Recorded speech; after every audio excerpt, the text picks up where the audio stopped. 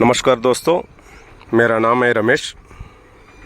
आप देख रहे one man army national news. सत्यमेव जयते। दाऊद इब्राहिम जिंदा है या नहीं, इसको पता करना ज़रूरी है हर भारतवासी को। इसका नाम सुनते ही भारत के हर कोई बेधड़क गुस्से में आ जाता है कि दाऊद इब्राहिम भारत में ज़िंदा होकर, भारत में रहकर भारत को धोखा दिया और यहीं से भाई बना। कहाँ का डोंगरी और कहाँ का कराची। डोंगरी में रहते हुए पला बड़ा भारत का दाऊद इब्राहिम, और वो भारत को ही धोखा देकर भारत में भम धमाके शोर मचाकर वो देश को छोड़ भाग निकला पाकिस्तान कराची। ये इंसान जिंदा है या मर गया, इसको जानने से पहले ये इंसान के कुछ जख्म भरे कहानियाँ भारतवासियाँ हर कोई सुनना चाहिए। ये तो मैं मानता हूँ हर किसी को इस कहानियों के बारे में पता है, लेकिन आज से 30 साल, कुछ कम 30 साल पहले भारत में 1993 में भम धमाका मचाकर भारत को मोस्ट वांटेड क्रिमिनल बनने वाला दाऊद इब्राहिम, क्या है इनका कहानी दोस्तों, आज जान लेंगे इनके बारे में। ओके। 1993 मार्च 12 तारीख, भारत के आर्थिक राजधानी, सपनों की शहर मुंबई महानगर में 12 ब्लास्टिंग्स हो चुके हैं। इस 12 ब्लास्टिंग में 257 लोग मर चुके, 713 लोग घायल हुए और 27 करोड़ का भारी नष्ट हो चुका है।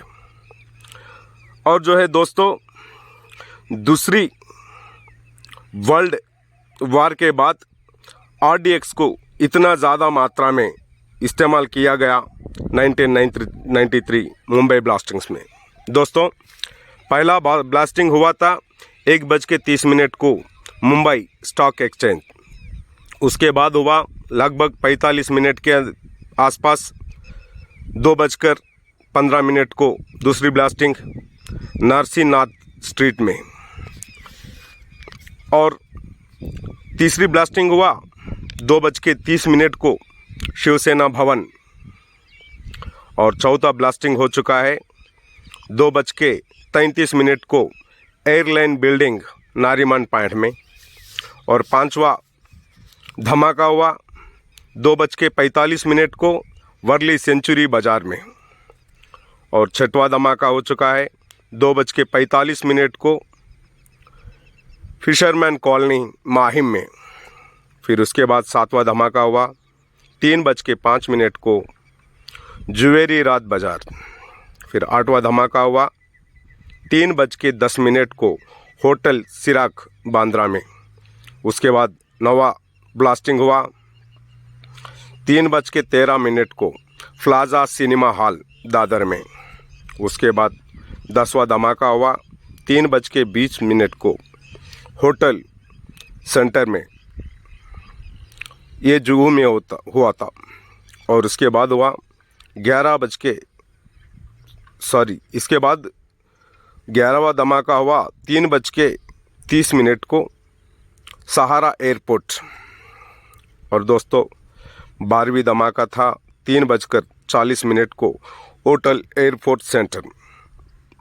दोस्तों, ये धमाकों में पहला धमाका जो हुआ था मुंबई स्टॉक एक्सचेंज में, उसमें 84 लोग मारे गए, 225 लोग के ऊपर घायल हुए।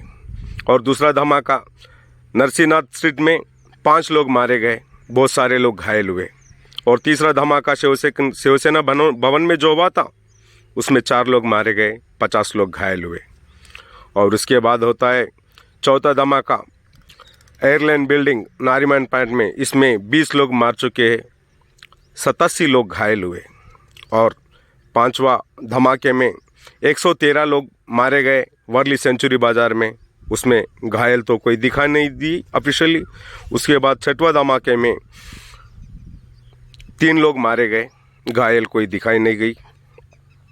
और 7वां धमाके में 17 लोग मर चुके हैं दोस्तों। उसके बाद 8वीं धमाका जब हुआ था होटल सिराक बांद्रा में, इसमें कोई नुकसान तो नहीं पहुंचा, लेकिन फाइनेंशियल नुकसान बहुत ज़्यादा से हुआ। और उसके बाद सिनेमा प्लाजा दादर में जो ब्लास्टिंग हुआ उसमें 10 लोग मर चुके हैं, 37 लोग घायल हुए हैं। उसके बाद होटल जुहू सेंटर में, जुहू में जो होटल सेंटर है उसमें जो ब्लास्टिंग हुआ, इसमें कोई मारे नहीं गए, लेकिन 3 से ज़्यादा लोग को घायल हो गए। और सहारा एयरपोर्ट में जो ब्लास्टिंग हुआ 3:30 पर, इसमें कोई घायल ना हुए और किसी का जान का नुकसान नहीं पहुंचा। और आखिरी धमाका था होटल एयरपोर्ट सेंटर, इसमें 2 लोग मारे गए। दोस्तों सुनिए, अपने भारत में जब भी इलेक्शंस होते हैं तो नेता लोग को दाऊद इब्राहिम याद आता है। लोग बोलते हैं कि अमेरिका वाले ने लादेन को मारने के लिए प्रेस मीट बैठा था क्या, प्रेस को बुला के प्रेस कॉन्फ्रेंस में बता के जाके मारे थे क्या। हम लोग भी इसी तरह दाऊद को मारेंगे, हमको बोलने से अच्छा करने में अच्छा दिखता है, ऐसा अपने नेता लोग बोलते आ रहे। हर इलेक्शन के टाइम ये मुद्दा को लेकर नेता लोग अपना काम चला रहे। लेकिन भारत के ऊपर ये मुंबई धमाकों से बड़ा धमाके और भी हुए थे, वो है 26/11।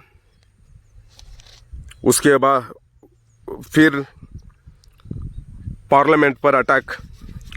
इस सभी अटैकों में मास्टरमाइंड दाऊद इब्राहिम, जो आज के तारीख ग्लोबल टेररिस्ट कहे जाता है, हिंदुस्तान का मोस्ट वांटेड क्रिमिनल है। और कराची में बैठे हुए दाऊद इब्राहिम तो यूं ही बूढ़ा हो चुका है, तकरीबन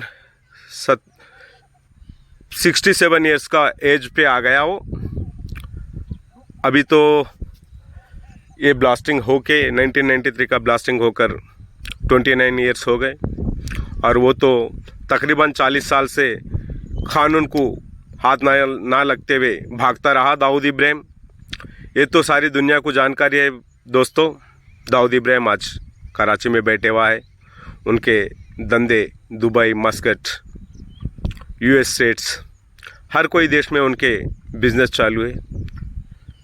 लेकिन भारत में जो भी धमाके, मृत्युकांड उन्होंने साजिश किया है, ये तो भारतवासी, हर भारत के नागरिकों के लिए बहुत तकलीफ़ की बात है। उसको पकड़ने में क्यों कामयाब नहीं हो सक रहे हम? वजह एक ही लगता है कि बोले भारत के नेता लोग का।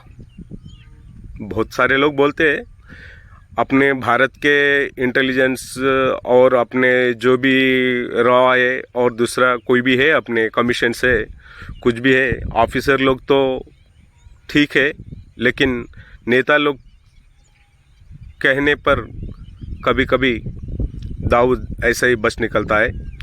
एक बार तो यहाँ तक हुआ था कि दोवल साहब ने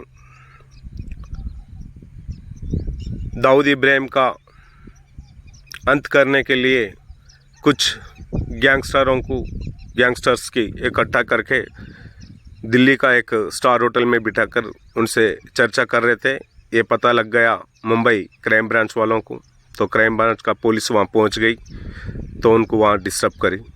लेकिन ये मुद्दे को लेकर भी कई चर्चाएं हुए थे। लेकिन दोस्तों, दाऊद को पकड़ना बहुत ज़रूरी है हिंदुस्तान के लिए। क्यों? अगर दाऊद ने ऐसा ही नॉर्मल डेथ हो गया, सहज मरण उनका हो गया दाऊद का, तो दुनिया के सामने तो हमारी हिंदुस्तान की नाक कट जाएगी। हर भारतवासी का दिल तो इतना घबराहट में है आज की तारीख कि बोले दाऊद, हिंदुस्तान को दाऊद को लाना ही चाहिए, या नहीं तो उसको जिंदा या मुर्दा भारत उसका लाश आए या नहीं तो उसका जिंदा आना ज़रूरी है, वो भी हमारे अधिकारियों के पकड़ में आकर या हमारे भारतवासियों के पकड़ में आकर दाऊद आना चाहिए। दाऊद नहीं बचना चाहिए। दाऊद का मौत होना तो किसी भारतीय नागरिक के उसके हाथ दाऊद का मौत होना चाहिए। ऐसा तो हर हिंदुस्तानी चाहता है। लेकिन अगर ऐसा दाऊद को पकड़ने में हमारी सरकार टाइम देते रही और उस मुद्दा को सिर्फ इलेक्शन के लिए इस्तेमाल करते गए ये मुद्दा को लेकर, तो फिर तो दाऊद को पकड़ना तो मुश्किल होगा। लेकिन वो ऐसा ही नॉर्मल डेथ मरेगा तो दुनिया के सामने भारत का तो नाक कट जाएगी। दोस्तों हमने ये वीडियो आप सभी के लिए, हम भारतवासियों के लिए बनाए। और जो है दोस्तों, दाऊद का एक कहानी नहीं, हमारे जो भी जितने भी लोग हमें प्रेम देने वाले, हमें चाहने वाले जितने भी हमसे पूछते हैं कि बोले दाऊद के बारे में कुछ तो बताओ, तो सिर्फ दाऊद के बारे में नहीं, हर एक गैंगस्टर के बारे में, हिंदुस्तान में आज तक जितने हमले हो चुके हैं, जितने खून खराबा हो चुका है, हर एक हस्ती के बारे में, हर एक क्रिमिनल के बारे में, हर एक गैंगस्टर के बारे में हम ज़रूर आपको जानकारी देंगे। और इस मुद्दा को लेकर नहीं, अभी तो इनको पकड़ना चाहिए दाऊद इब्राहिम को, इसलिए मेरे को ये आपसे शेयर करना पड़ रहा है दाऊद के बारे में।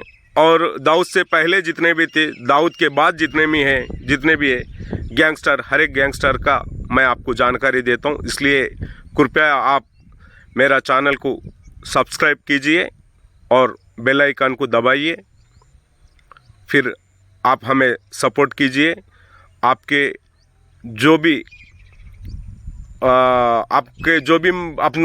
अपना मन में जो भी है उस बातों को हमें शेयर कीजिए, हमें कमेंट में बताइए प्लीज़।